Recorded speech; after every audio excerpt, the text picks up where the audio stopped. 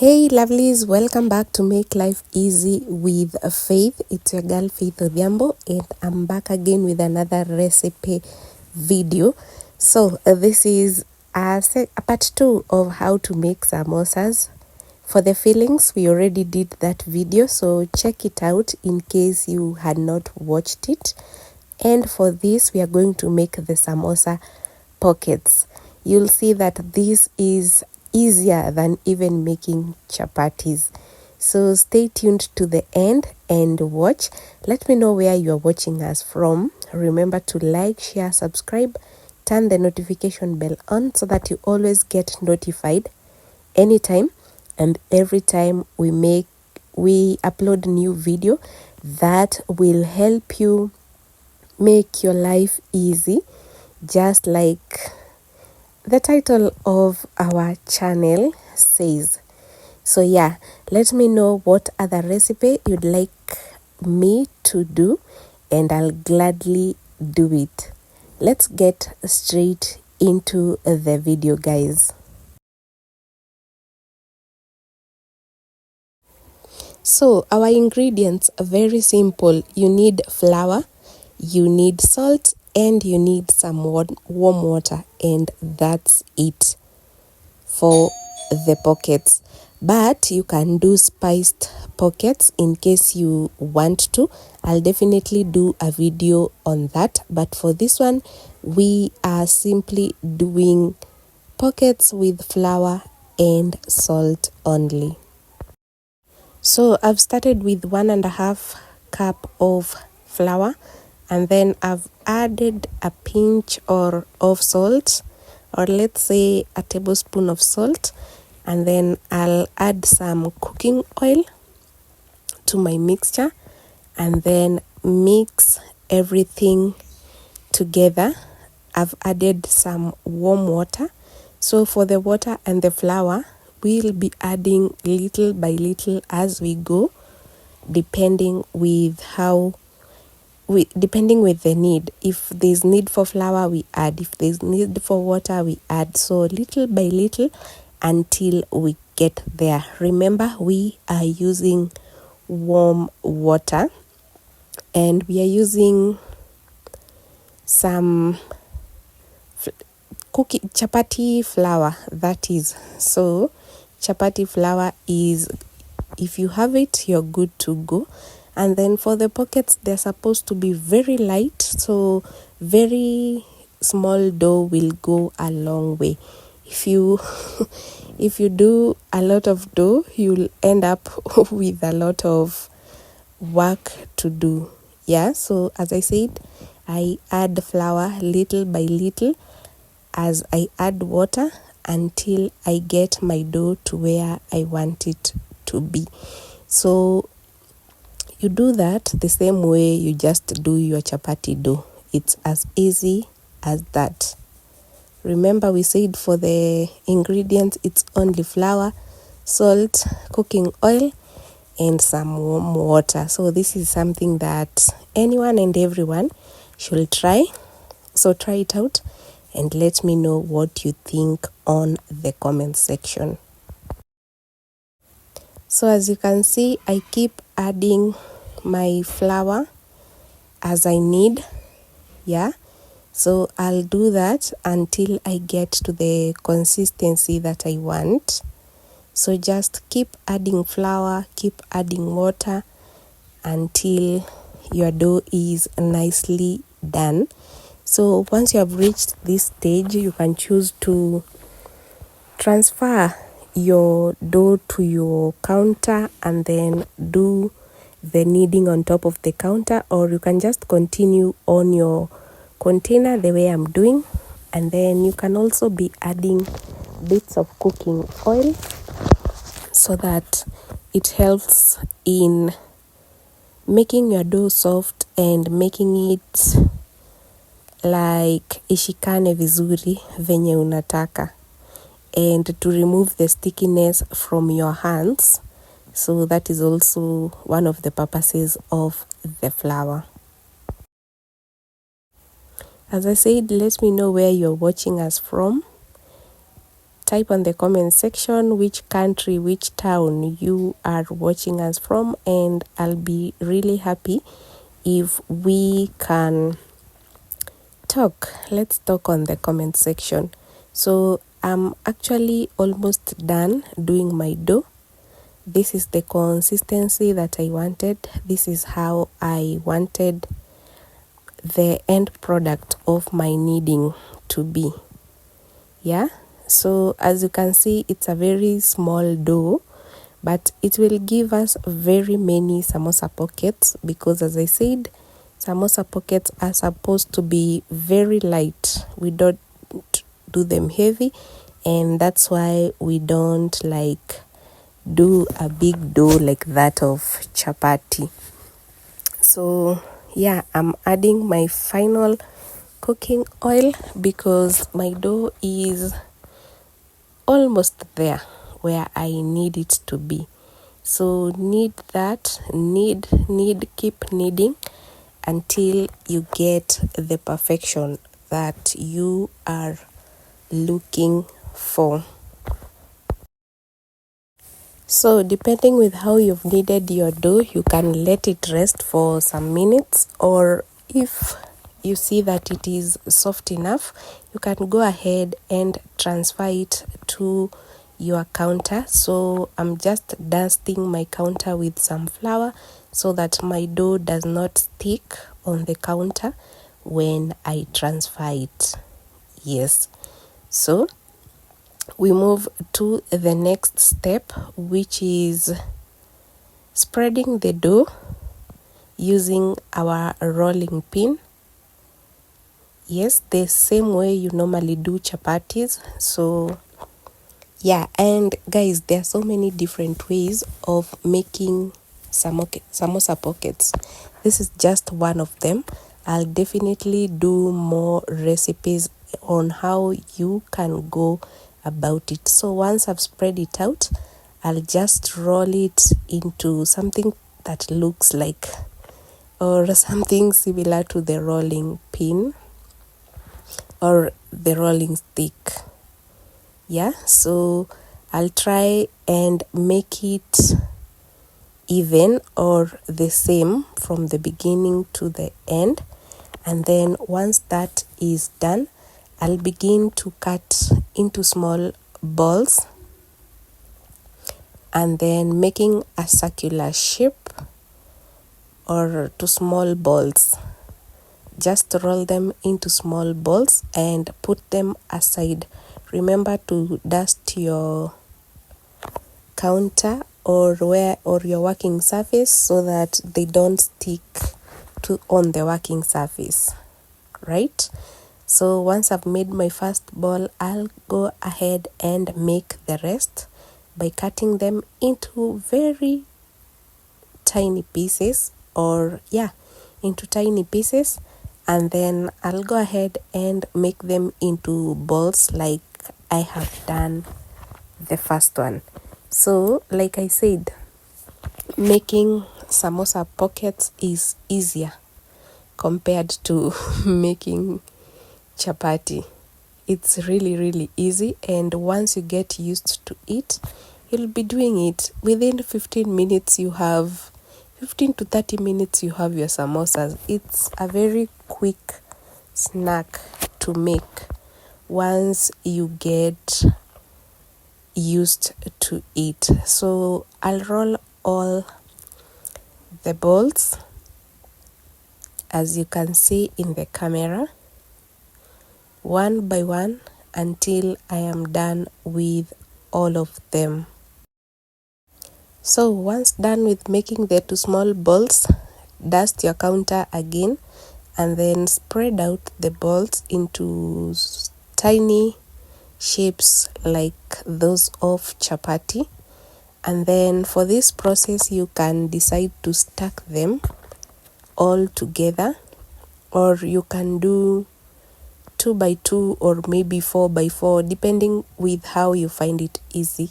So once I've done that, I will dust that with some flour and then some cooking oil. So the reason why we do this is so that when we put the other on top and then we roll it, they do not like stick together when we will need to separate them once we put them in the hot pan. So you keep stacking two and then putting them in the pan. On the pan, we just want to heat them. We are not cooking them. We are just heating them, so you don't need to oil your pan. And then, as I said, you can stack 4 balls or 6, depending with how easy it is for you. For me, I decided to do 2 so that it's easier and it's faster. Stick around, guys. Remember to subscribe so that when I do another method, you'll be able to see the difference. So once that is heated, you remove it and then put another pair of 2. So we only heat it because we are not making chapati. So you do it the same way you normally do, let's say, naan. Yeah. So you see, when you do it, because I added flour and cooking oil, separating them becomes easy. So for this first one, makosa ilifanyika. They are not supposed to tear, because when they tear, when you fill it with maybe beef, the beef fillings, or is it the minced meat, they'll probably zitamwagika, so they're not supposed to tear. So repeat each ball one after the other as you stack, and then roll it as if you're rolling chapati, and then put it in the fire and just let it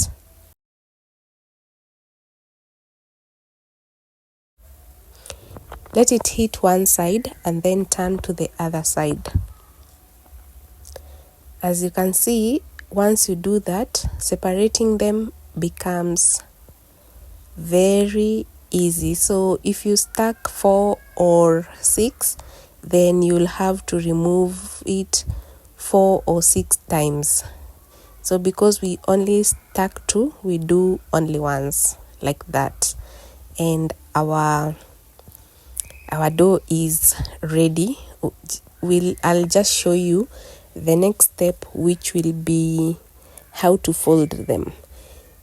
Yeah, so do that, repeat one after the other until you are done with all the balls. Let me know in the comments if you try this method and if you find it easy, depending or as compared to the other methods that are out there. Do you think this is easier to do, or do you think this is a hard method? For me, this is simpler because you only get to remove once and you are done. So once I'm done with all that, I'll go ahead and prepare our flour paste. So for this paste is what we will use to bind the pockets together. And if you know, we normally use this paste, or people normally use this paste in case they want to do like posters on electricity poles or walls. They normally use the flour paste. In case you didn't know, now you know. So this is what we will be using as our binding glue for our samosa pockets, and it's so easy. Just put some flour, add some warm water, and then mix that until you get that consistency like the one I'm showing you. Making the paste is that easy. So once you are done making the paste, depending with how you want it, you can add flour the way I added flour for it to be thick and for it to work well. Once your paste is ready, set it aside, and you are ready to now start making the samosa squares. So for that, you just need to cut them into halves. You can do, if you did like this chapatis or the round thing, if you did them big, you can cut them like horizontal and vertically. But because for me I did little pieces, I only cut it in halves. So cutting it depends. And then here I was trying to show you how you can fold them. So we want them to be triangle. Yes, we are looking for the triangle shape. For here, you need to apply a little bit of your CBC if you did CBC or your art and craft.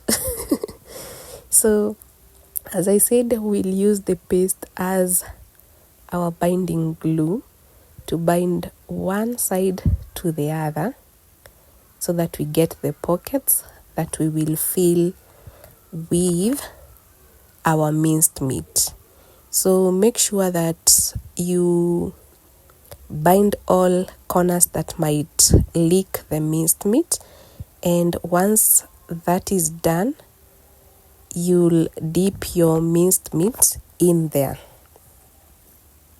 So it's that easy or that hard, depending with how good you are in art and craft. So once that is done, go ahead and do your fillings. You can do minced meat fillings the way I'm doing, and to prepare the fillings, I have already done a video and uploaded on how we did our samosa fillings for the minced meat.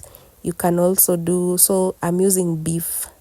You can use chicken, you can use potatoes, you can use cabbages, you can use green peas, just whatever it is you want your samosa fillings to have. You have the free will to use whatever means you do. So as you can see, I am sealing all openings so that when we are dipping our samosas in oil, the fillings do not spill. Yeah. So, and I'm trying to perfect the triangle shape, as you can see. So I'll repeat the process one after the other until we are done. So you remember I told you, like, do not prepare a very big dough, because all this will divide them into half. So we'll make very many samosas. So you need to make very, very little dough, right? So that you don't remain with a lot of dough that you don't know what to do with. Or you can do many in case you want to do many samosas. That depends with how much samosas you want to do and also the size of the samosas. As you can see, for me, I went for the small or the tiny samosas that at least one can do 2 to 3 bites and they are done. Yeah, so depending with the size of samosas that you want to do, that will also determine the amount of dough you'll prepare. So as you can see, I'll just tuck that in and then apply my paste, my flour paste, really nicely, and then close it up. Look for any openings that there are and close it up. It's that simple, and you repeat that process one after the other until you are done. So guys, I want you to try this method out and let me know in the comment section, is it easier, and which other method would you like us to try on this channel, and I'll gladly do it for you. Remember that here we make work easier. So does this make your samosa making process easier? Let me know on the comment section. Remember to give this video a thumbs up, and after this I'll be uploading a full video from the beginning to the end of how to make the samosas, from the fillings to the end product. So stick around to see that, and I hope you have learned something. So this is how my pockets turned out. Just look at how amazing they look, and the size is also perfect for me. So wait for the next video where I'll show you the whole process from the beginning to the end. Until the next one, bye.